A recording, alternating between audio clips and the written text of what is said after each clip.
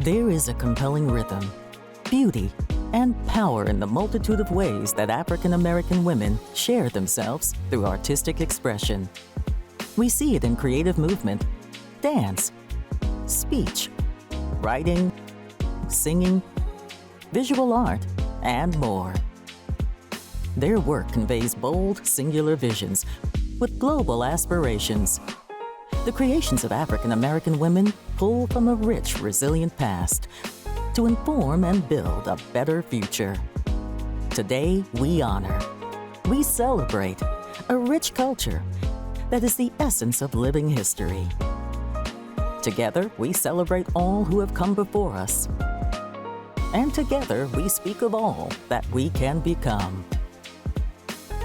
Together, we honor all that you give, all that you represent, and all that you are. Here is my honesty, my work undressed. Legs stretched across piano, traded like cattle, raped like animal, left for dead, sucked dry for inspiration, and love with the idea of living long enough to simply write about it, push it out my body and watch my son slowly grow into it. You said you want a poem. Now what you gonna do with it? Please welcome award-winning actress, stage director, and Dean of Howard University's Chadwick A. Boseman College of Fine Arts, Felicia Rashad, with a message to my sister. Women in the arts and the influence of women in the arts. Well, that certainly has been the running theme in my life from the time of my childhood. And the most influential woman in the arts for me was my own mother, Vivian Ayers. She's a published poet. She was a cultural activist. What else was she? She was many things. She taught us as children. She was my first piano teacher. She taught me to read music. I was all of 5 years old. And it was not uncommon for Mom to invite our friends into the house. And I'm talking about little friends, 5, 6, 7, the oldest was about 8, to invite these children to the house and teach us choral speech. And at one point, she moved all of the furniture in the living room to the sides and cleared the floor and taught us Catherine Dunham combinations coming across the floor. She was always very creative. She took us to lectures we couldn't possibly understand. And when we recounted those incidents to her later in life, she said, well, of course I knew you wouldn't understand what was being said. That wasn't the point. The point was that you should be exposed to it. She planted seeds. What I remember most about that time and watching my mother work as a poet, as a writer, was that there was not the hope or even aspiration for fame. The joy was in the doing.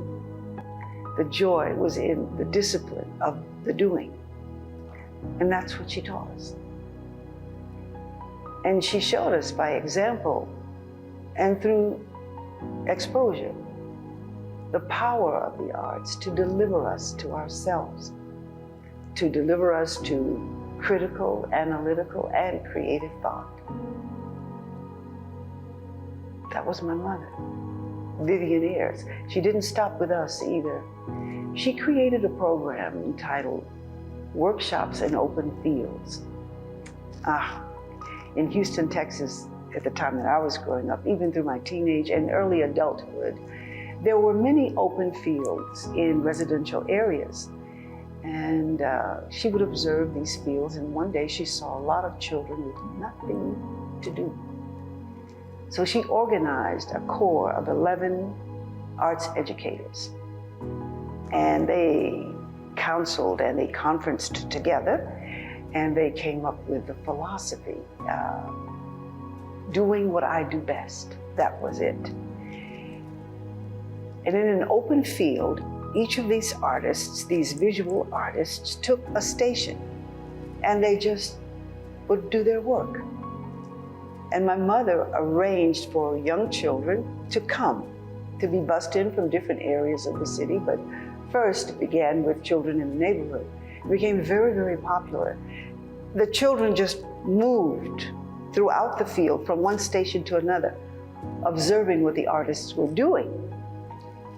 It became a model grassroots program for education in the arts, lauded by Nancy Hanks of the National Endowment for the Arts as such. And many years later, and I do mean many years later, after the program had concluded, after 9 years of presentation, I was in the airport here in Los Angeles, and this very handsome young man walked up to me and he said, "Miss Rashad, you don't know me, but I grew up in Houston, Texas, and I attended your mother's workshops in open fields, and it changed my life." Women in the arts, we are beautiful, we are strong, we are powerful, we are influential, and yes, we are elegant. Thank you, Ms. Rashad, for setting the tone for the 2022 Women's E3 Summit. Now please welcome our host, an award-winning journalist, a weeknight anchor for WUSA 9's Evening News, and a true friend of the National Museum of African American History and Culture, Leslie Foster. Thank you for that warm introduction, and thank you again to the incomparable Phylicia Rashad, a true thespian whose award-winning, groundbreaking career serves as an inspiration to us all. It is an honor to be invited back to be part of this very important program that is just so dear to my heart and my mission. March is Women's History Month, and as we celebrate the accomplishments of women all over the world, it is especially fitting that the Smithsonian's National Museum of African American History and Culture brings you the 4th Annual Women's E3 Summit. As you may know, E3 represents empowerment, entrepreneurship, and engagement, qualities that define the contributions of African American women to this nation and the world. So it's not an accident that I'm standing in front of 3 magnificent sculptures by the late artist extraordinaire Elizabeth Catlett. Recently installed in the museum's Heritage Hall, the life-size bronze pieces affirm the power, resilience, and undeniable influence of African American women in our culture and history. Today's summit includes a series of intimate conversations entitled My Sister's Keeper, earnest, thought-provoking discussions about the artistic endeavors, platforms, and accomplishments of a dynamic panel of cultural vanguards. These women are true artists, mothers, sisters, daughters, friends, wives, teachers, and more. They empower each other and embrace sisterhood. They will take us on a journey of passion and excitement.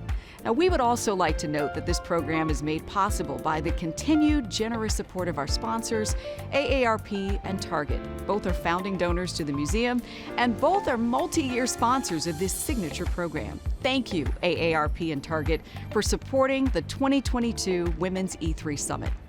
Now, to begin our program is Kevin Young, the Andrew W. Mellon Director of the National Museum of African American History and Culture.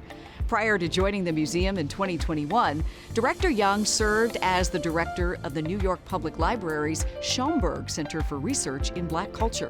A professor for 2 decades, he began his career in museums and archives as the Charles Howard Candler Professor of Creative Writing and English at Emory University, where he served as the curator of the Raymond Danowski Poetry Library and then as the curator of literary collections. A prolific poet and editor, Director Young is the author of 15 books of poetry and prose. He also serves as the poetry editor of The New Yorker, where he hosts the magazine's poetry podcast. Please welcome Director Kevin Young. Thank you, Leslie. I'm so excited. This is my first opportunity to join and celebrate African American women at the museum's signature Women's E3 Summit. I'm just so honored to be part of this powerful program. This year's summit features some of today's outstanding Black women in the arts and culture, so it's not an accident that I'm standing before you in front of these magnificent woodcuts with the late artist extraordinaire Elizabeth Catlett. They've been recently joined in the museum's Heritage Hall by 3 life-size bronze pieces by Catlett, which affirm the power, resilience, and undeniable influence of African American women on the nature's culture and history.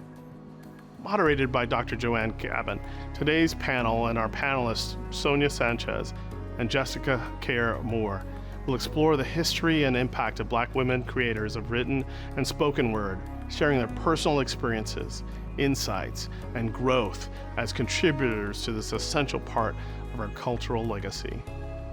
These are some of my favorite poets, leaders, and cultural vanguards, and these 3 Black women each combine strength, vision, and resilience into graceful, complex thoughts and words that capture the essence of what I call living history.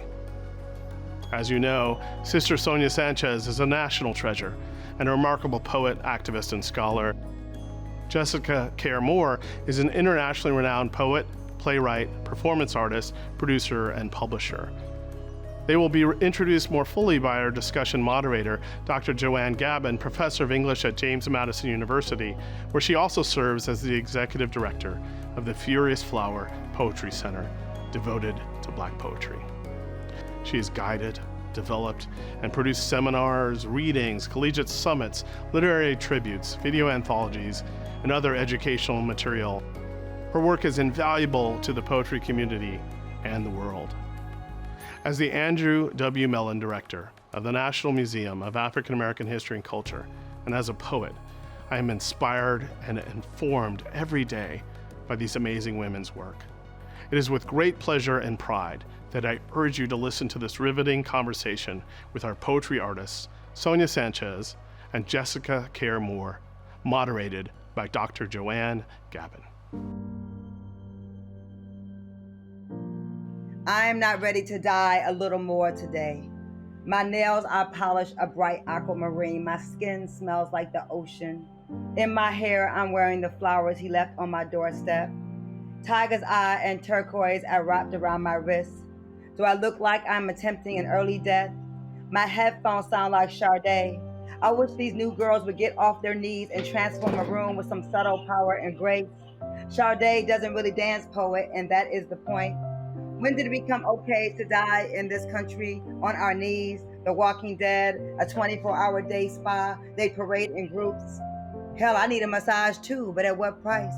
I gotta stand behind mediocre bars just because the kids rock to it. I've yet to hear an MC destroy the alphabet more gangster than Sonya or Indazaki, so I ain't ready to die today. Won't participate in the spirit massacre of our children. My throat is on fire, my pen is hot, Indazaki is dead, Indazaki will never die. I'm more alive at 47 than most of these wannabe girl inside-out millennials. I graduated from digital slavery masterclass. I read books without screens. I make love with men my age whenever I feel like it. I love my hair, my ass, my breasts. I'm clear my power is between my ears, inside my chest. Black girl magic doesn't grow between our legs. This is the mythology of men. How much to get off your knees, sis? This pen is a knife stabbing out the heart of dead trees. These trees are already dead anyway. A walking dead urban forest. We are surrounded, so I continue to climb, to write, because I ain't ready to die today or tomorrow. I'ma keep living inside poems. You didn't know what left for you. If you would just get off the floor, you could see all these poems, all this royalty, all this world they attempt to kill you with is really your universe to inherit, to change, to rebuild. Get off your knees. Stop crawling for them. Stand up, Queen Latifah, Light, Lauren, Missy Elliott, Left Eye, Bahamadia, Rod Digger, Roxanne, Rhapsody, Kate Valentine, Mama Soul. Microphones are not stripper poles. Sonia, Audrey, Maya, Indazaki, Jane, Lucille, Nikki, Tony, Asha, Staciana, Kira, Mahogany, Elizabeth, Lisa, Michelle, me, us. We need you to stop dying, to be less than who you were destined to be. We need you to outlive death. We need you to outlive death in all its forms. Live, live, live, so patriarchy can finally die. It is for me a wonderful, wonderful privilege to be here with my sister poets and to welcome them to this space for the E3 Summit for Women. So these 2 poets have been keeping the faith with their community sisters for their entire careers. My sister friend, Jessica Care Moore, I've known you for 25 years. Poet, playwright, CEO of More Black Press, executive producer of Black Women Rock, and the founder of the Just Care More Foundation. She is the author of The Alphabet versus the Ghetto, The Words Don't Fit in My Mouth, God is Not an American, Sunlight Through Bullet Holes, and her latest book, We Want Our Bodies Back. My sister friend, Sister Sonia, has been in the business of harvesting. A poet, playwright, educator, activist. Just recently, it was announced that she received the Edward McDowell Medal for Lifetime Achievement. So let's get started with this conversation, my sister friends. Yes. You know, this theme of the summit is My Sister's Keeper. What does the term My Sister's Keeper mean to you? I think that one of the reasons why I understood the need always to put yourself there for other young poets is because being in the civil rights movement, you learn a lot. The difficulty I got from being in the civil rights movement is that, you were not to talk about yourself. So it's very difficult when we started having interviews, like getting up talking about yourself. You're just so, no, I read the poem. Yeah, what does it mean? You went duh, duh, duh. And then at some point you realized you had to separate some of that because in this business called poetry, you do have to explain sometimes what you meant when you said a line. I was always stricken uh, by by the love extended to us. One of the things I've striven to teach students, and I hope that it works, is that when someone is making a comment on your work, it's not a criticism. It is to open it up to other kinds of things, and sometimes it's difficult. And sometimes I learned how to do that via Margaret Walker, who would just throw it out at you, and you do that. And I realized you can't do this with this group. You do that with this group, and they look at you like, whatever. So you have to be moved gently in to say that this is not a competition. Okay, this is something very beautiful. This is something that more than likely you were put on this earth to do, right? And you can't go around competing. You have got to say yes. I will not amplify, what what the two sisters have just said. I will not try to top it.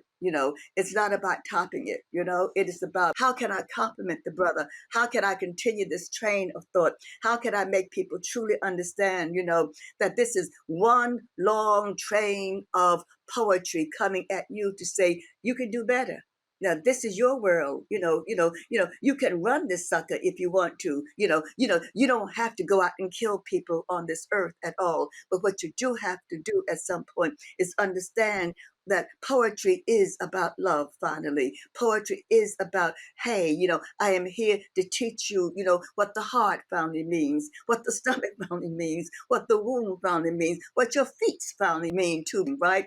And above all, what your hands can do when you put your hands on someone's head or someone's heart or someone's stomach, right? Or someone's womb or someone's knees or someone's feet, and when you hug someone and say, it's all right, my dear sister, this thing will get better for us all.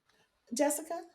It's about making space for other Black women, and I know other Black women poets have made space for me. Sonia Sanchez has made space for me, for my sister Ursula, for my sister Mahogany Brown, and we learn from our elders who make space. And because of that, I make space for other Black women who now come after me.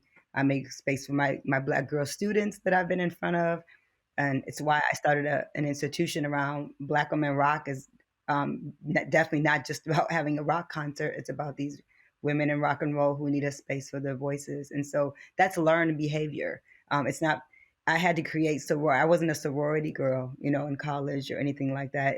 I really wanted to be like a Q dog or something. So I wasn't really, I wasn't fit for the sororities. I was too wild. And I really like the idea of like us working in community on college campuses. And so sororities never found me, but I created sisterhood in my own way by creating institutions that supported Black women's voices because I needed sisterhood and I needed to feel safe. So to me, it's about creating safety. So I can call you and I can tell you, okay, I've said something or I've done something. Can you correct me? Can you tell me if I did this in the correct way? I've done that with Nona Hendrix. I've called her for advice in the rock world when I've made decisions and said, "Hey, Mama Nona, you know, you're in your 70s. Tell me, did I make the right decision by doing this and saying this?" And by watching and learning from Sonia Sanchez and Jane Cortez, who also made space for me, and Zaki Shange, who also told me once when I was reading before her, when I was trying to hurry up to get off the stage, said, "When you're on the stage, you take your time and you don't rush for me to come on the stage. You're on it, so do what you do, and then I'll wait for you to get finished, and then I'll come on." And so that's what it is for me. It's about creating a safe place for our voices and for our hearts to be who we are. That's right. That's why you all have been so involved with building institutions, with creating programs that help our community, especially women. Uh, Talk a little bit about those institutions, Jessica, that you've helped to build. Well, I mean, I just want to say also, I'm born and raised in this Black city called Detroit. So I'm from a city of Black institution builders. You create these spaces. I feel like I'm a void filler, like beyond just being a poet. I mean, and even just being from Detroit, being a poet wasn't really enough. I had to create a job for myself. And so More Black Press became a job. Like I'm doing something and not just writing creatively, but like doing work that would help other people other than just myself. And Sister Sonia, the institutions that you have encouraged and inspired over the last 55 years. Amazing. Talk about that just a little, please. This thing that I learned is not about me. I am grateful that what is in the universe is given to me sometimes, and I can claim it as my own. But if you're wise, it is not yours. It is not yours. And I was just blessed to pull it out of the universe. And I am so grateful. But what I know also too is that it is indeed, our job, as teachers and writers and creators, to pass that on. This is not something you keep in here and say, well, I'm not going to let you, know this and read this and whatever, etc. No, we pass it on because you see, each generation has got to continue this beautiful thing that we call Black writing, this beautiful thing, that we call poetry and short stories and essays, this beautiful thing that we call, African Americans, and people of color, this beautiful thing called this world. I'd just like to close with Gwendolyn Brooks' words. We are each other's harvest. We are each other's business. We are each other's magnitude and bond. Thank you, Jessica. Oh, I love you, Joan. Thank you, Sonia. I love you so much. Keep feeding us what we need through your poetry, through your productions, through your spirit. Sonia, close us out. This is not a small voice you hear. This is a large voice coming out of these cities. This is the voice of Latanya, Kadisha, Shaniqua. This is the voice of Antoine, Daryl, Shaquille, running over waters, navigating the hallways of our schools, spilling out on the corners of our cities, and no epitaph spilled out of their river mouths. This is not a small love you hear. This is a large love, a passion for kissing, learning on its face. This is a love that crowns the feet with hands that nourishes, conceives, feels the water sails, mends the children, folds them inside our history where they toast more than the flesh, where they suck the bones of the alphabet and spit out closed vowels. This is a love colored with iron and lace. This is a love initial Black genius. This is not a small voice you hear. Thank you, Sonia Sanchez and Jessica Care Moore and Dr. Joanne Gavin for your indelible mark on the community. We would like to remind you that the generous support of friends like you allows the National Museum of African American History and Culture to bring powerful programs like this to viewers across the globe. The museum brings relevant content and information to in-person visitors and online viewers. The museum's doors are open, and thousands of guests are welcome each day to learn about the African American experience through award-winning exhibitions and critically acclaimed programs. This year, the museum is launching a new campaign, Living History. As we work to ensure the museum's future, we hope you will join us in celebrating these remarkable African American women by making a charitable donation to the museum's Living History campaign. You can join us by simply clicking on the word support at the top of your screen. Thank you for your generous donation. It is through public donations and the support of donors and sponsors like AARP and Target that the museum can continue to provide relevant content, acquire new artifacts, offer engaging programs, generate more publications, and present new exhibitions. Thank you again to AARP and Target. What would you call a joy that knows no bounds? That is as solemn as it is sweet, with an outpouring of soul that connects us. Joy in resilience, joy in creativity, joy in happiness, joy in strength. What would you call a joy that knows no bounds? A joy supreme. AARP celebrates Black joy. Visit us at aarp.org/Black community. We are never done. Never done seeing, never done building, never done listening to that little voice inside your head that says there is always something more to do and we are always better when we do it. Nah, we're never done. In fact, right now, we do more. We do the work of opening eyes wider to see difference as strength, opening paths forward to lift diverse talent, and of doing the essential work of not just cracking a door, but breaking down a wall to let all humanity in. We mean the kind of humanity that's made up of all humans. Because when we let more voices in, we lift each other up, creating a place where all people are not just asked to the table, they're heard at the table. Let's do all of that and more to realize the power of community and redefine what our job really is. A purpose shared, a promise kept, and a true reflection of the people that we love to serve every single day. Ready? Let's go. Our next conversation is going to be full of awe and wonder as we venture into the world of dance. Do you remember the feeling you had when you saw a Black ballerina for the first time? Well, these women changed the face of dance, from ballet to jazz, from tap to modern. Teresa Ruth Howard is a ballet dancer, educator, journalist, and advocate who is uniquely qualified to facilitate much-needed cultural shifts in ballet leadership. She began her professional career at the young age of 12 with the Philadelphia Civic Ballet Company, and shortly after high school, joined the Dance Theater of Harlem. A ballet educator who has taught across the world, Miss Howard is a faculty member at the Joffrey Ballet School and has served on the Ailey School's ballet faculty for over 18 years. Judith Jamison joined the Alvin Ailey Dance Theater in 1965 and quickly became an international star. Over the next 15 years, Mr. Ailey created some of his most enduring roles for her, most notably that tour de force solo, Cry. During the 1970s and 80s, Miss Jamison appeared as a guest artist with ballet companies all over the world, starred in the hit Broadway musical Sophisticated Ladies, and formed her own company, the Jamison Project. Miss Jamison is the recipient of numerous awards and honors, including a Primetime Emmy Award, a Kennedy Center Honor, and the Phoenix Award, just to name a few. Virginia Johnson is universally recognized as one of the greatest ballerinas of her generation.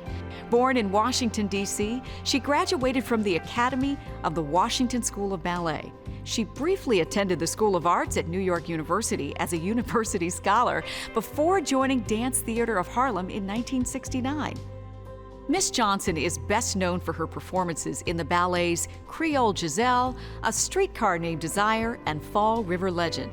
Her honors include a Young Achiever Award from the National Council of Women, the Washington Performing Arts Society's Pola Norinska Lifetime Achievement Award, and honorary doctorates from Cornish College of the Arts and Juilliard, to name a few. To launch this conversation, it is our privilege to welcome back one of WE3's most passionate supporters, Chanel Jones. Miss Jones is the third-hour co-host of The Today Show. Miss Jones has interviewed many notable politicians, celebrities, and newsmakers. But among all the shows she's hosting for NBC, she's most excited about her first endeavor as executive producer of the MSNBC documentary Stories We Tell. Miss Jones's charismatic style and endearing joy in sharing good news will light up her conversation with our distinguished guests, Teresa Ruth Howard, Judith Jamison, and Virginia Johnson. We are talking with all kinds of artists and creatives today under the umbrella of My Sister's Keeper. I just love that phrase. And for this conversation in particular, we're focusing on the art of dance. What is it about dance, in your opinion, that moves us emotionally? And at its best, what does dance do for the culture and for our culture? The thing that I think is most powerful about dance is that it brings the whole being together.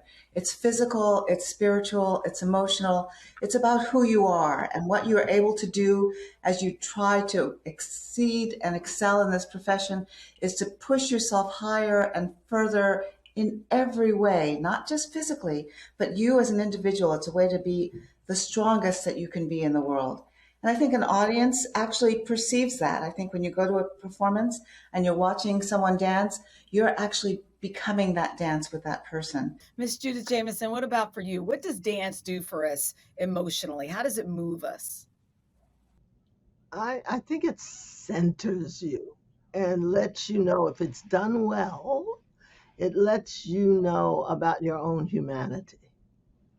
You're aspiring to be bigger, with your God-given gifts than what's already been given to you. The horizon becomes farther than you ever thought you could see because you're creating it.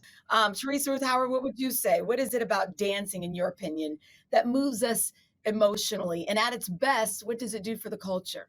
It teaches us about who we are in society. It forms, it can shape.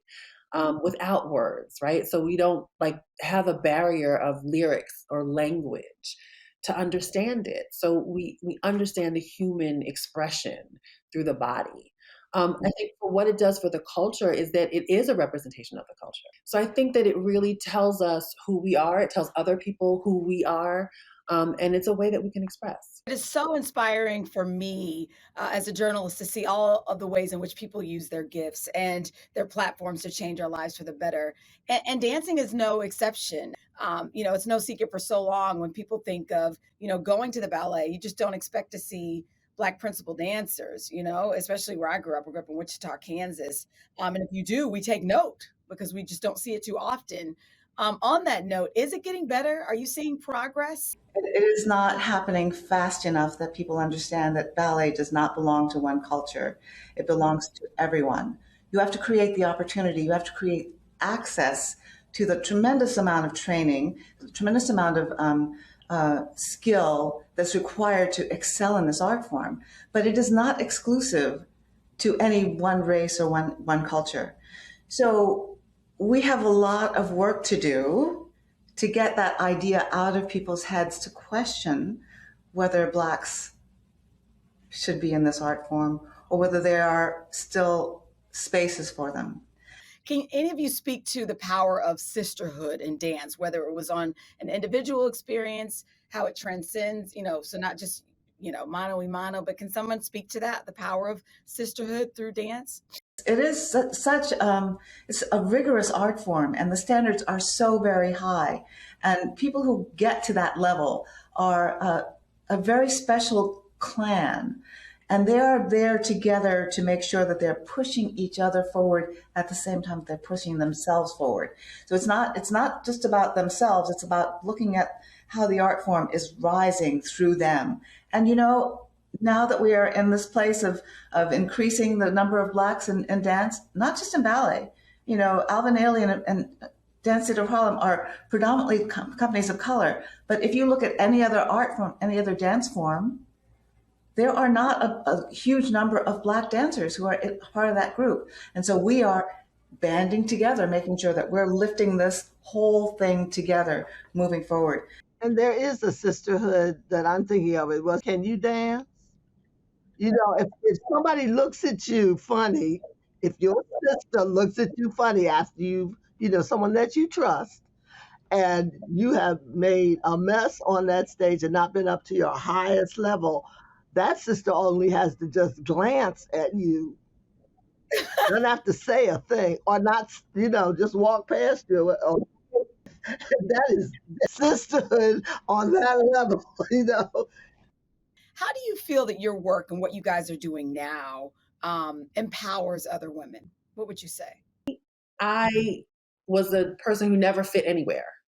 That's that Philadelphia thing, demanded agency, demanded voice in a field where the culture did not support that. And so as this young generation comes up, both, sisterhood crosses the gender, right? I'm trying to support them in understanding how, in this shifting culture, to demand their own agency and well placed, because ballet dance is hierarchical in most of the forms, right, we're talking about.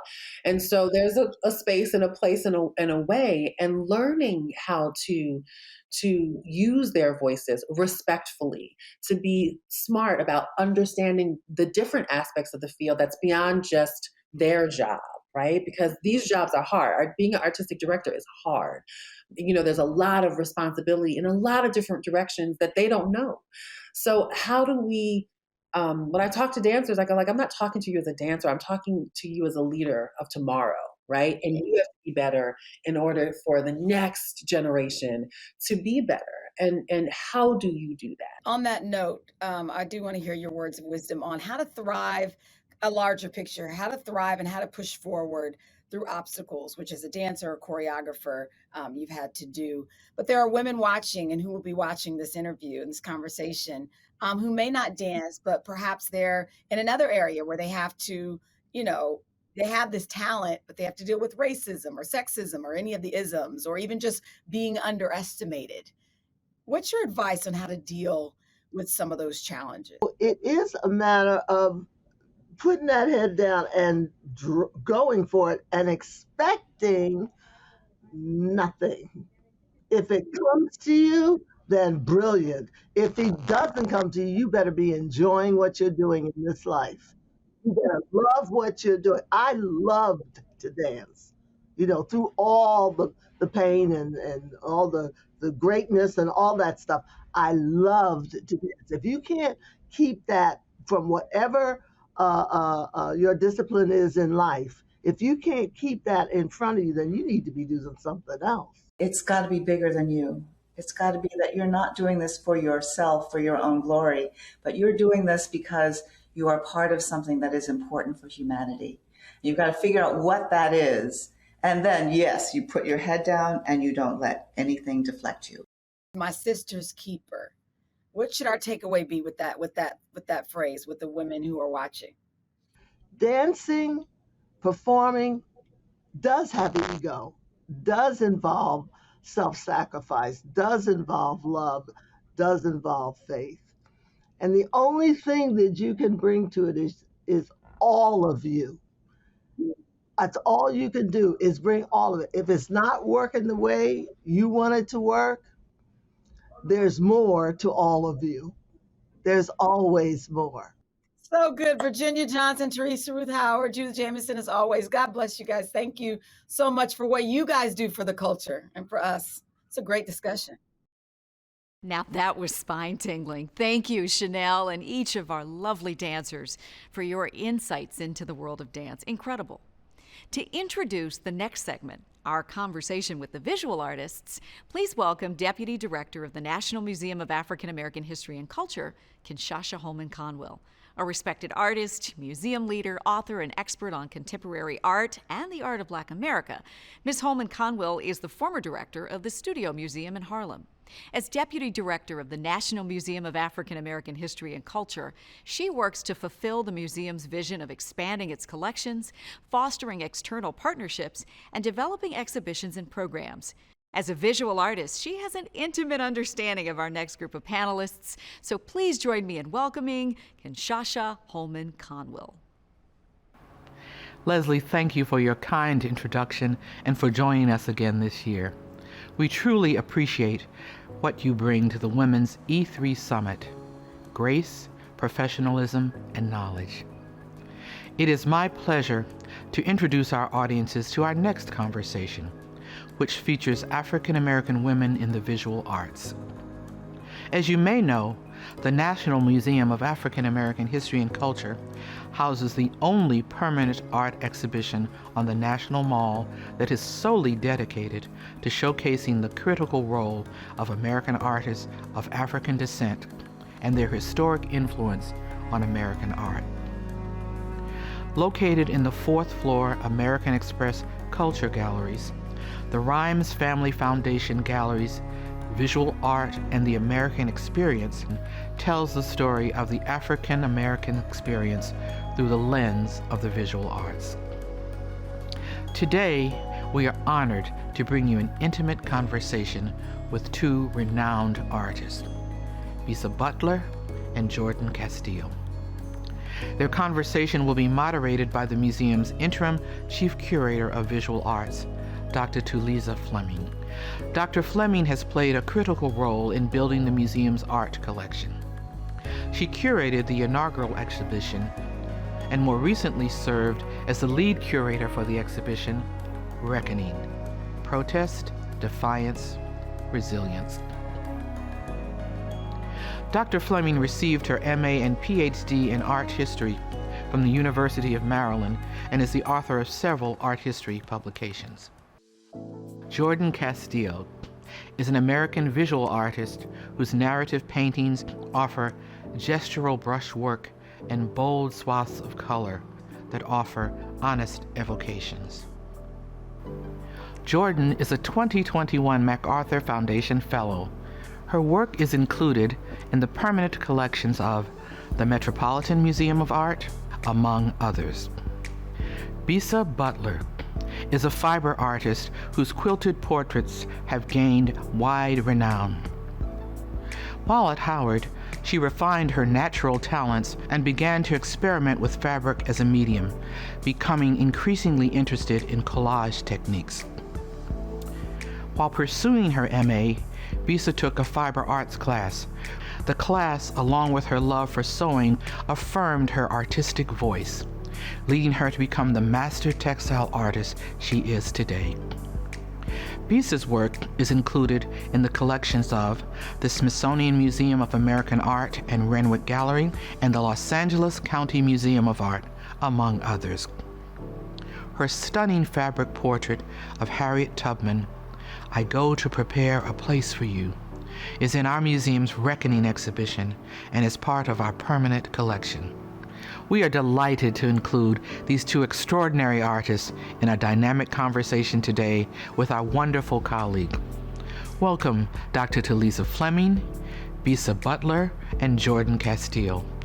Please enjoy. Thank you, Kinshasha, for that really wonderful introduction. I really appreciate it, and I'm very pleased to introduce Bisa Butler and Jordan Castile to our panel. So one of the things I really want to start off with is, how did you become an artist? What prompted you to enter the field? And how did your experience as a Black woman really intersect with your artistic practice? I got into the field originally as a labor of love. I started creating quilts and portraits of the people who were around me. So right off from the very beginning, it was a community of primarily Black people, Black women, especially Black women quilters who supported me. It's interesting hearing your response, Bisa, because I similarly was always making gifts for my loved ones and for my family and those who were kind of in immediate proximity to me. I just loved putting my hands to use, and I just loved the act of making and turning nothing into something. And that inspired me at a very young age. I had a lot of that modeled for me through my own family, and that represented Black women who were turning really difficult situations into something beautiful for themselves. Both you and Jordan Castile use photography as a foundation for your work. I was wondering if you could tell me a little bit about this piece and how you chose the photograph. So this image I came across in the National Archives of what I thought were the Tuskegee Airmen. But then when I read the caption, it said World War I, the 369th Infantry, the Harlem Hellfighters. They never had a man captured in battle. Their motto was, "Don't tread on me, goddamn, let's go." And what I really liked about it was not only were the men listed by name, but their nicknames were listed as well. And the young man that you're looking at in this image, his name was Private Ed Williams, and then they had in quotes Eagle Eye. So I love that we got to see a portion of his personality with that nickname. So Jordan, I want to talk a little bit about your process in taking photographs and using those as a foundation for your work. What prompted you to begin using photographs and to go out into the community? I am a person who thrives on reference materials, and I very distinctly recall the conversation that I had with a professor of mine who said, some people need reference materials and you're one of them. Just like go get a piece of fabric and look at it. And that was the moment that I realized that photography was actually going to be a tool of mine.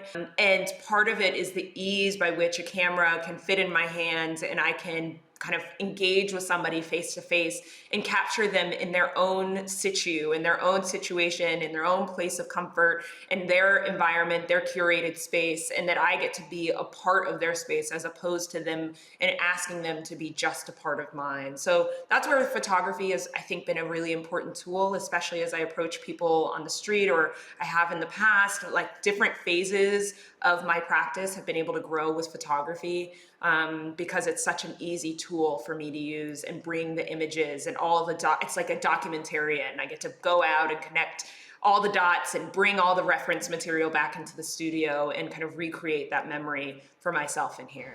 So Bisa, we talked a little bit earlier about how you use historical photographs in your work, but in this piece, it is a contemporary photograph of Questlove. Can you tell me a little bit about why you chose to do a contemporary photo instead of a historical black and white photo in this picture?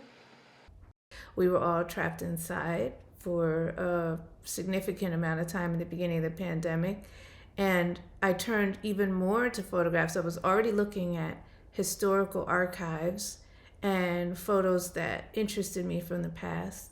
But then I started seeing what it seemed like history unfolding all around us. We were history. History was the world was changing so quickly right before our eyes. And I had an opportunity with the New York Times to create a portrait of Questlove. Questlove is an incredible human being. I consider him a musical genius, and I consider him somebody who is interested in the history of things as well. And I wanted a chance to see if I could portray him using his photo, but then putting in the things that I know about him. I wanted to include, like on his chest, you'll see like a record, because he's a DJ at heart. He's a drummer. And so his jacket on the sleeve, they're just drums upon drums upon drums. And then on the collar, I put like a fabric that had lots of hearts on it that goes for Questlove.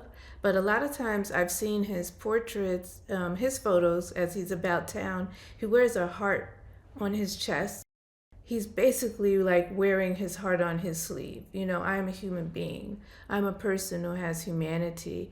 I'm a person who has love and is loved. And then one last thing I want to say, that I used black jet beads and bugle beads and seed beads in his hair. And I used those jet beads to show two things: the shine, you know, you have to take good care of natural hair. So in order to get that afro shining and full, you have to care for it. So I wanted the beads to show the shine and the care. I wanted to show that I feel that his hair is valuable and precious and beautiful, and he deserves to have the most precious materials used in order to make it up. Both of you use figurative work, create figures in your work. What draws you to the figure, and what do you want your audience to come away with? I've always been interested in people. I've been a deep observer, as my mother wrote in her journal when I was 6 months old, that innate quality of kind of people watching and wanting to understand and being deeply empathetic is a core part of who I am. And I think it has naturally found itself in my practice. Figuration has always been there for me. It's part of my heart and soul, and I can't really imagine stepping away from my interest in people and my general curiosity and desire to be around people often. Well, Bisa, let's talk about this piece that is being shown right now of Harriet Tubman. And I want to talk to you about why you chose this image. I felt incredibly lucky to be able to have access to your archives when the National Museum of African American History and Culture first contacted me. I had never seen a photo of Harriet Tubman as a younger woman, and I have wondered, what was it like to be in the presence of Harriet? What did her voice sound like? What was her demeanor like? And I felt like this photo in particular gave me a glimpse of not only what she looked like when she was young, but how she was, her erect posture, the delicacy of her hands, even despite her being somebody who toiled in life and who did not have an easy time of it. The fastidiousness of her hair, being that there wasn't a strand out of place. It let me see a part of Harriet that I wasn't aware of. So it let me know that the Harriet that we thought we knew was so much more. And she also was a very beautiful woman who cared about her appearance and had a sense of style. So some of the through lines I see in both of your work is this feeling of intimacy and concept of community. What do you want your viewers to take away when they go and visit your artwork in terms of not only intimacy with your subjects, but intimacy with your viewers? The thing that I know for sure that painting has the capacity to do is to engage conversations with people who are like-minded and people who maybe haven't been introduced to these ideas before. And that's always the most exciting part to me. It's inviting people into these conversations that Bisa and I are having with each other or ourselves or our loved ones on a day-to-day basis and saying, hey, we want you to join, and we want you to join with a level of empathy and care and compassion that we're bringing to making and the process of making every day. And know that we are real people who are engaging with the world around us and using making as a tool to tell the stories of ourselves and others. I think it's important that people understand that we are artists, are real people, and we are extending an open invitation to anybody who cared to look. This is who we are. This is what we look like. This is what is important to us. We see them and we honor them and want to share that with the rest of the world. And it means a lot to me to be able to have this conversation with you, Jordan, and you, Talisa, and be able to connect these dots, that we are all in this space doing what we can to make sure that we are respected and recognized. Thank you both for those inspirational words and wonderful conversation. It was a privilege to talk with you, and I hope we can remain connected. And I hope that our viewers will be able to see your work and experience the type of work that you do and in person. Bisa Butler and Jordan Castile. If you didn't know those names before, I'm sure you will remember them and their inspiring work. These young women are on the rise, and we know there will be so much more to see from them in the coming years. So thank you, Dr. Fleming, for presenting their work. There is a business side to the arts and culture, including one arena that showcases the work of many of the artists we've witnessed in this program: broadcast. Radio and television broadcasts play an important role in each of our lives, and there are two Black women who have forged new paths in this important field. One is an indisputable icon, the other a former student who is now leading her charge. Kathy Hughes is a dynamic media pioneer who demonstrates the power of one woman, one vision, one company, Urban One. Her unprecedented career has spawned a multimedia conglomerate that generates original content across the spectrums of radio, television, and digital media. Formerly known as Radio One, Urban One Inc. is the largest African-American owned diversified media corporation in the nation. Kathy Hughes is also the first African-American woman to chair a publicly held corporation and is the first woman to own a radio station ranked #1 in a major market. Ms. Hughes is the recipient of numerous awards, and the Howard University School of Communications is now the Kathy Hughes School of Communications. She's a mentor and philanthropist and has a passion for education. Ms. Hughes will be interviewed today by one of her former Howard University students, a woman who has also become a broadcast phenomenon in her own right, Sheila Eldridge. Miss Eldridge is a graduate of Howard University School of Communications, where she began her professional career in communications at WHUR-FM. Her company, Miles Ahead Broadcasting, is a multimedia production studio that syndicates the highly successful 3-time Gracie Award-winning Cafe Mocha radio show. After amplifying the voices of women of color for the last decade through the Cafe Mocha Radio Network, Miss Eldridge has expanded her growing multimedia empire with the launch of the Mocha Podcast Network. This unique platform is a destination for today's multicultural women seeking authentic voices and perspectives in the podcast landscape.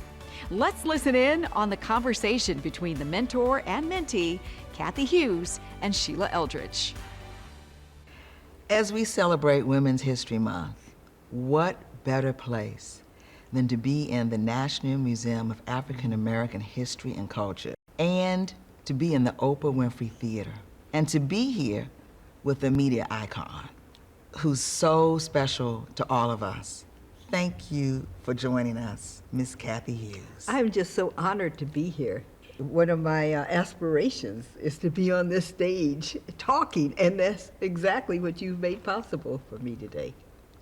It's no way that I could see you and not start by just saying how much you've meant to me personally and from a career standpoint, and how much you mean to so many other women. We've known one another for over 40 years. I love oh my this. God.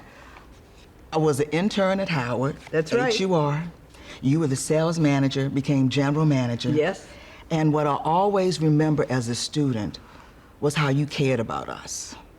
You looked out to make sure that we were having a good time, but that we were learning along the way. Coming to Howard was a dream come true for me because it was always all about the students. And one of the greatest compliments, President Swigert came to do an interview with me when I was hosting the morning show on WOL. And he said, "Why do you have more student interns in your radio station than I have in my station on Howard's campus?" To me, the most important thing is new eyes, new energy. I took seriously the mission that Katharine Graham sold that station for $1 to Howard University, so that when you all graduated, you could say that you had experience on a commercial radio station.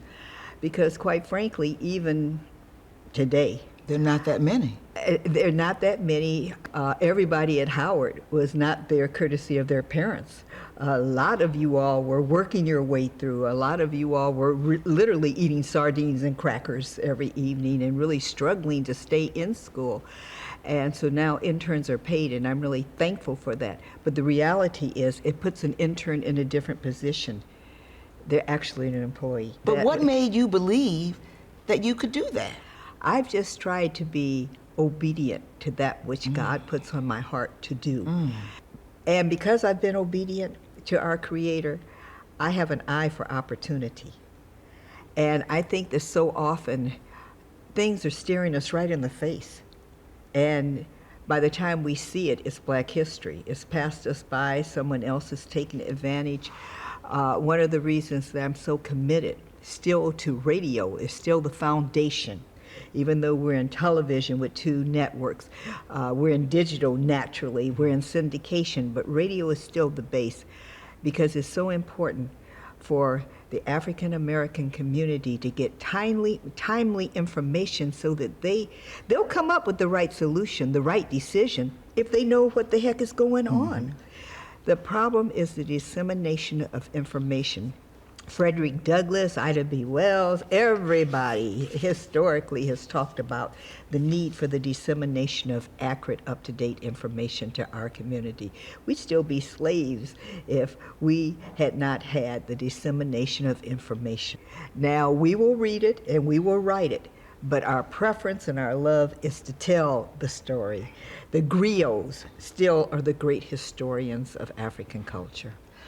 Who was there for you, and how did you motivate yourself? So many sisters.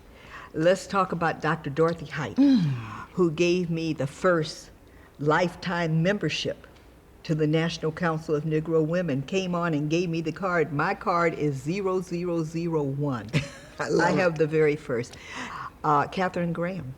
Mrs. Graham was particularly pleased that a woman would ultimately end up being the first woman general manager of a radio station in the nation's major market radio station, but her radio station.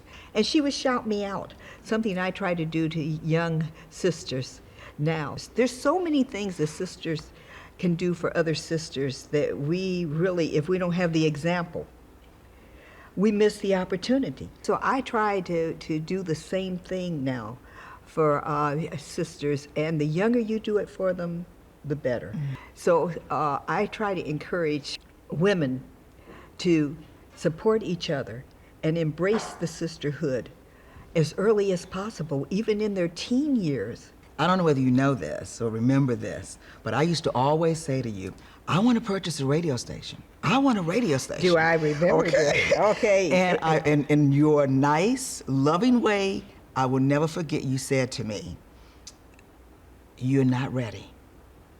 When you're ready, it will happen.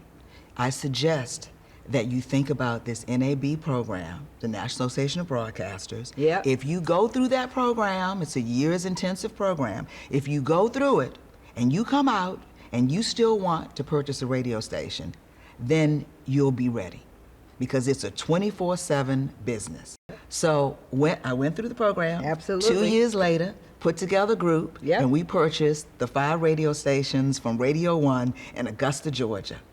And that was the beginning of my moving into broadcast. So, but you were determined. You had a dream. You had a goal. And you didn't take it as an insult. You took it as advice. Exactly. Of what you needed to do to get to where you wanted to go. A lot of people, particularly young people in this day and time, want instant gratification. They think just because they have a desire that somebody is supposed to be responsive to their desire. But you know, I say to young people frequently, nobody's going to just invest in you because you have an idea. You've got to bring more to the dinner table than an appetite. You've got to be prepared.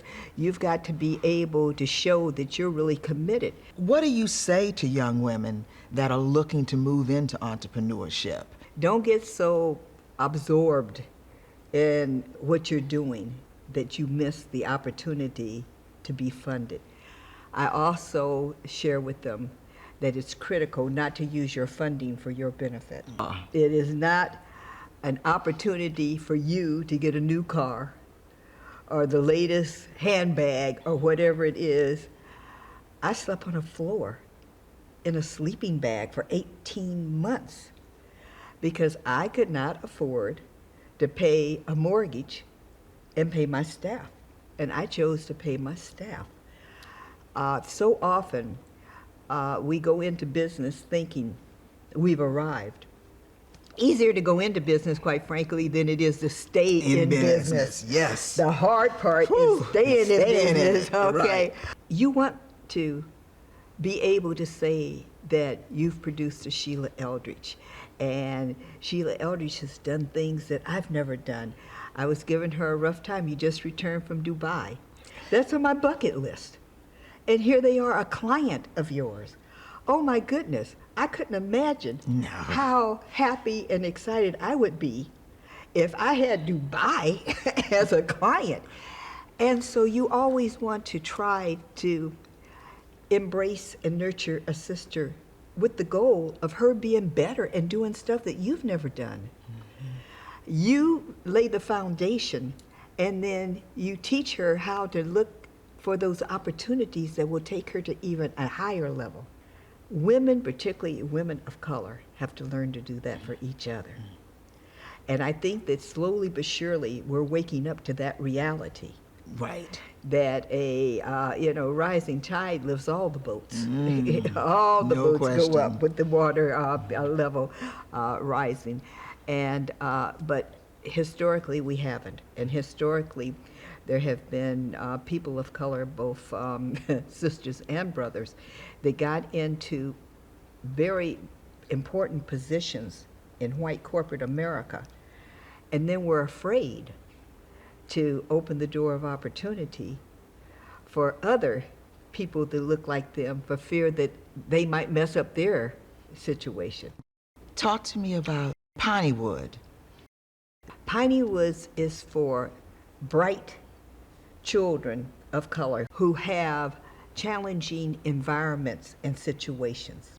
Started in 1909 by my mother's father. Still in operation today. It's 2,200 acres, 18 miles south of Jackson, Mississippi.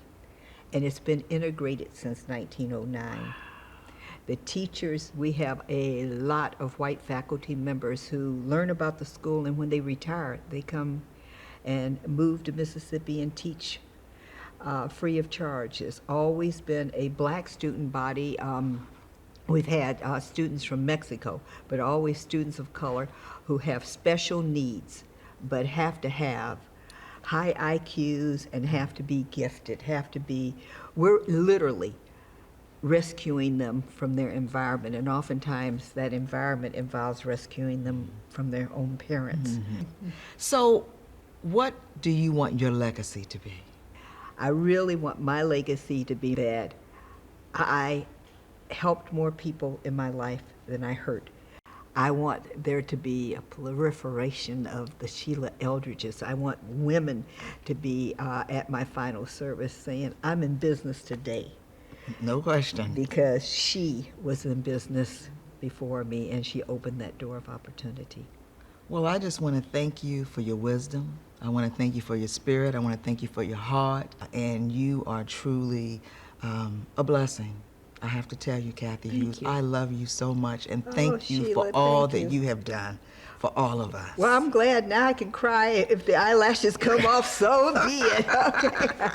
Thank you. I love you, I respect you, and I appreciate so much that you listened and you saw what you needed to do with your life, and you're doing the same thing that I did. You're opening doors for other women. Well, I'm trying. I'm trying to live up. I'm trying to walk in your, I have to tell you, you're the blueprint for me. And I'm trying to walk in your shoes. And I, just thank you so much. God bless you, Sheila. God bless you.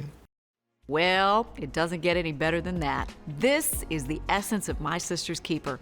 One woman who has reached the pinnacle of success encourages and champions another who is moving in the same direction. We are proud of the work they have both accomplished, and we look forward to what is to come. You know what they say, the sky is the limit. Our last conversation is with musical performers who represent the foundation of African American music: gospel, rhythm and blues, and hip hop. To introduce this conversation, we welcome Dwandalyn R. Reese, Associate Director for Curatorial Affairs at the National Museum of African American History and Culture. Dr. Reese brings more than 30 years of knowledge and experience in the museum field, including more than 10 years as the museum's curator of music and performing arts. In that role, she built a collection of over 4,000 objects, curated the museum's inaugural permanent exhibition, Musical Crossroads, and co-curated the Smithsonian Year of Music Initiative in 2019. Thank you, Dr. Reese. Thank you, Leslie.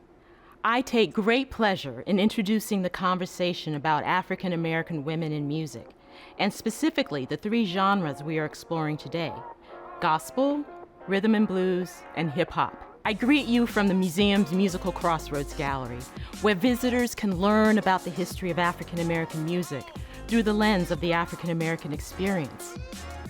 The Musical Crossroads Gallery is a space where history and culture are one and the same, where the musical expression of the most famous artist and the experiences of someone in their local community are just two chapters of one story.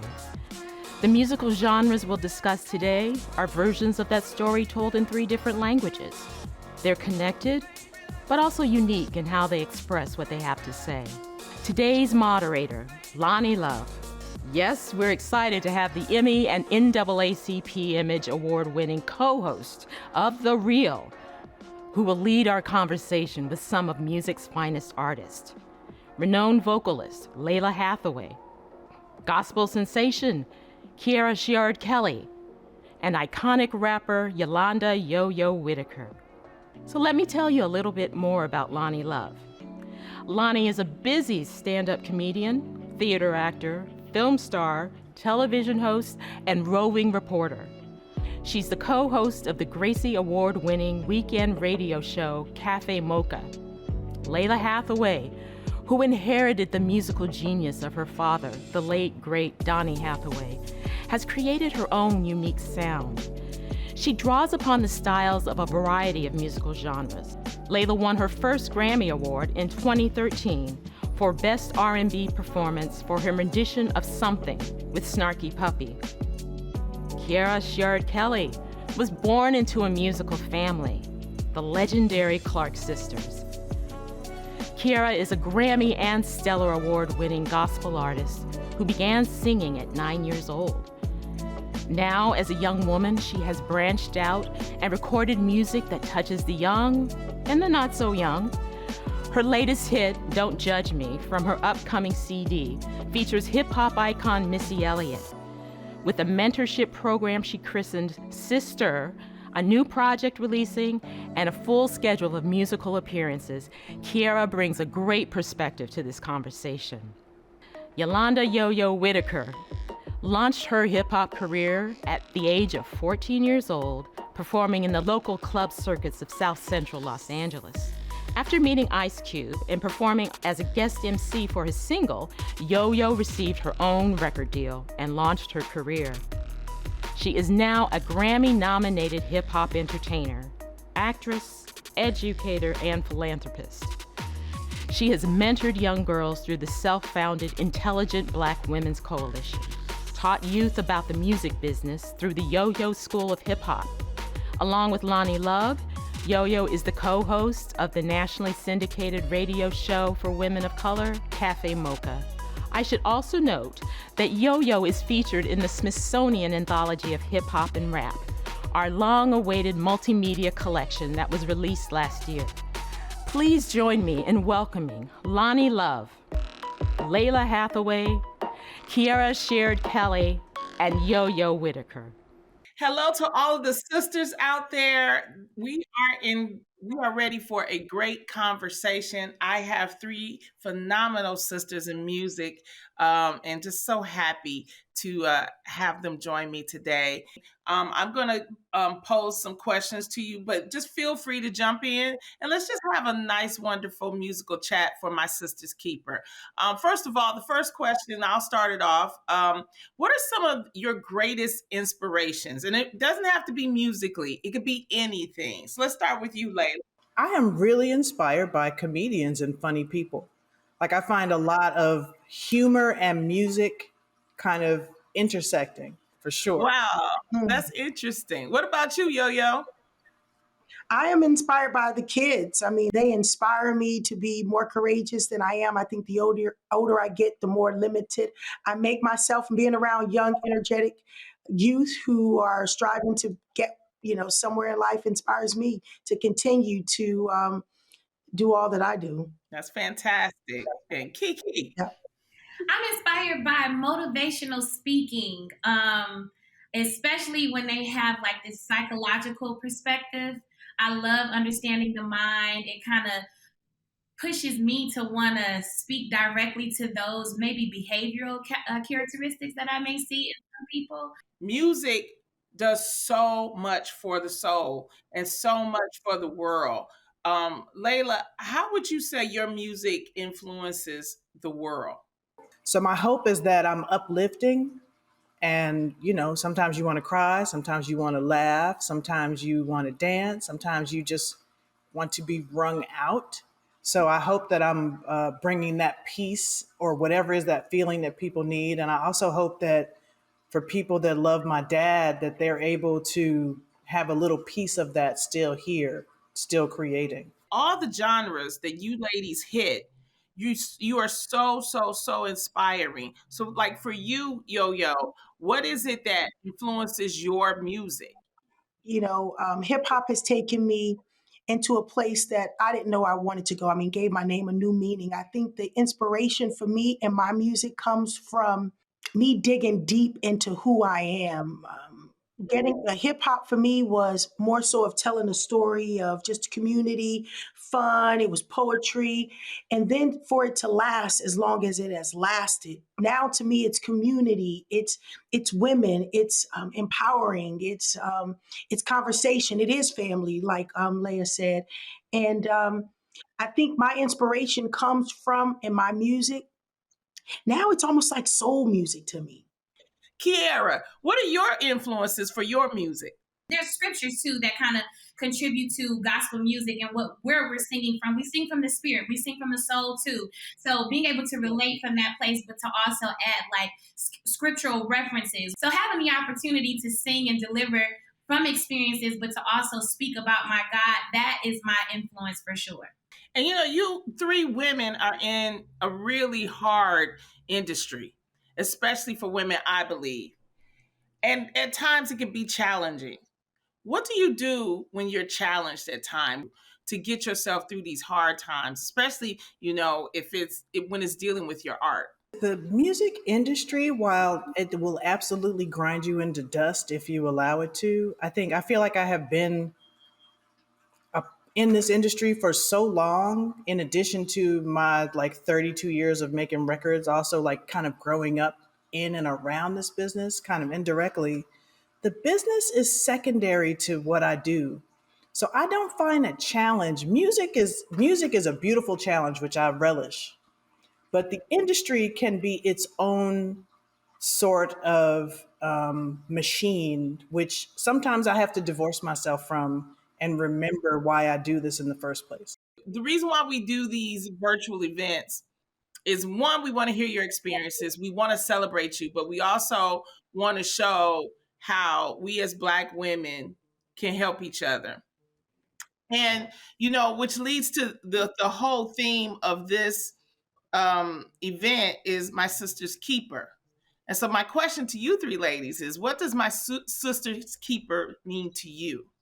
You remember the commercial for the phone, and they used to say, "Where you at?" And it was the old lady that said, "Where you at?" We'll ask each other, "Where you at with your mind? Where you at with your goals? Where you at with your bills? Financially, you secure? You good? Where are you with your heart? Where are you with your spiritual maintenance? Like, not afraid, no matter where I am, what successes I've accomplished." You're just concerned, and you're not intimidated about where I'm going, where I am. You love me enough that you're concerned with the innermost parts of myself, if I can say it that way. What point in your life did you realize you were more than just an entertainer? That you were, more than just, the rapper, more than just the singer, more than just the gospel artist? I realized that I was more than just a rapper during my fall season. When things were just horrible for me and I had to pick myself up and believe in myself all over again when I was going through a rough time, the roughest, toughest time of my life. I had to remember who I was. It was a time of my life where I had to find myself again. I had to believe in myself. Because once your friends go and there is no audience and you are at home miserable and trying to recreate and be powerful like people see you, that's a tough time. I realized that I was Yolanda Whitaker and started allowing people to call me Yolanda. People would say, "What do I call you, Yolanda or Yo-Yo?" And just to say, call me Yolanda meant a lot to me because the rebirth of me gave Yo-Yo a different name, a different meaning. So yeah, I think my fall. Yes. And Kiera, you come from a musical family. I mean, Detroit all the way. But, when did you realize you were more? I realized that when I had young women coming up to me saying things like I was on the verge of suicide and it felt like you were going through it with me, but you were walking with me, hand in hand, things like that, or just sharing personal experiences. And then when I knew it was more to me, for me personally, is when I would leave the stage while I thought I was so liberated and so energetic on stage and just feeling free or whatever you want to say. When I left, I had some moments where I was just completely broken. And I was like, okay, you need to do something with yourself. Singing ain't just it. So while you are, releasing some things while you're there on stage, there's more to you to take care of than your voice. So what can we tell women, especially our sisters, how to stay true to themselves? How do you stay true to being you? How do you do that? You got to know who you are first. And that requires getting on the path. And it's not that I'm not influenced by what's happening. I see the butts and I see the twerking. And there are some things that I say, oh, that's cool. Well, Kiki tried that. Oh, that's be an interesting thing to adapt or inform my thing with. But I know first who I am.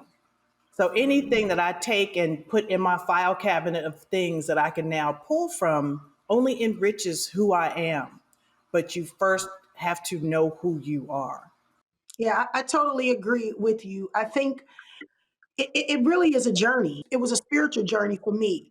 When Little Kim and Foxy Brown knocked us out of the water, there was no coming back. I mean, I tried, I wrote raps, I was throwing them in the trash. I was like, my kitty cat got more beat than the enemy. I was trying my best. It just didn't work. But I think what worked for me and my longevity, and it allowed me to stay true to myself, was finding myself. I had to do some deep searching. I had to go inside myself. I had to create a relationship with God. I had to surrender.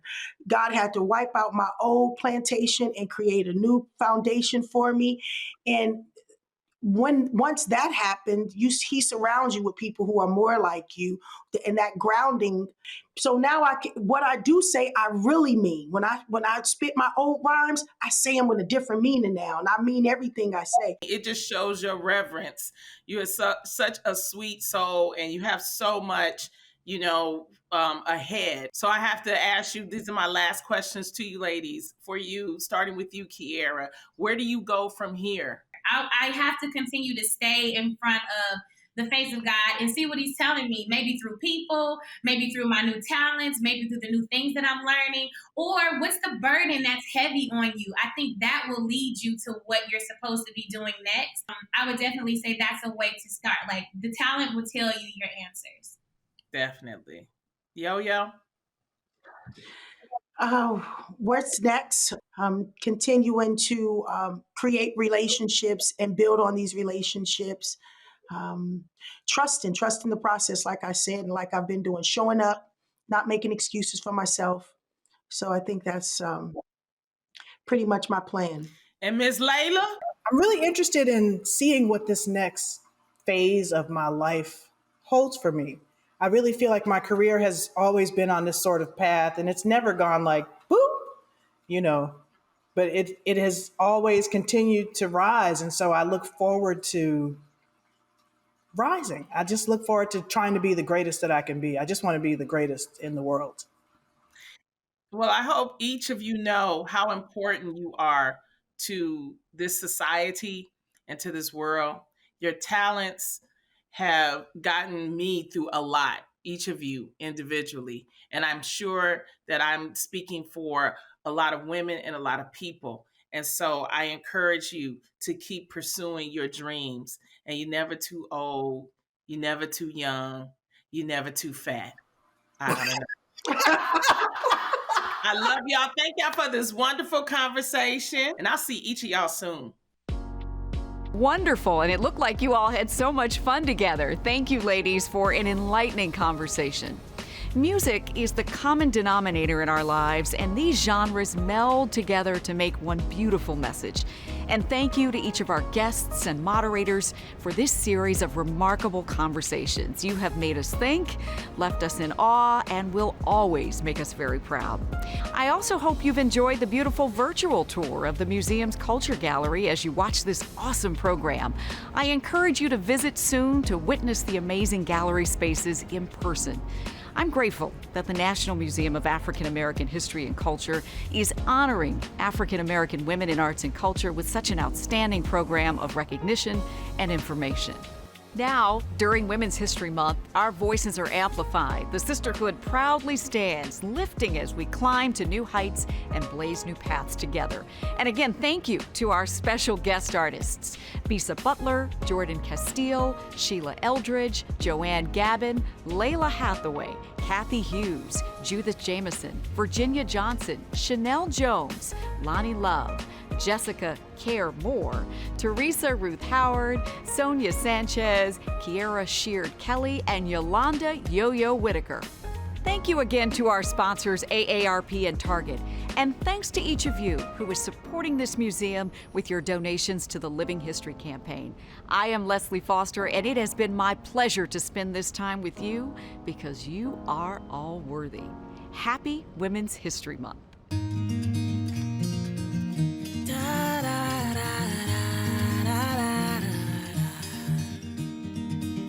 I know exactly what you're thinking.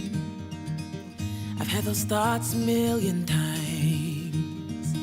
I can see the question that's behind your eyes. Oh, you're searching for your peace of mind.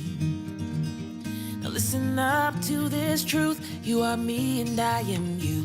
Every one of us is worthy.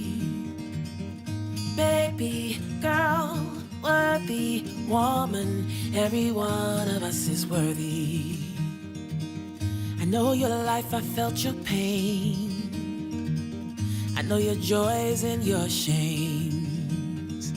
Sometimes it feels like life walks over you, or like you're a penny on the ground. But either on the ground or in your purse, the smallest piece still holds its worth. Every one of us is worthy. Baby, girl, worthy woman. Every one of us is worthy. Baby, girl, worthy woman. Every one of us is worthy. Worthy of love, worthy of life. Worthy of saying no when something don't feel right.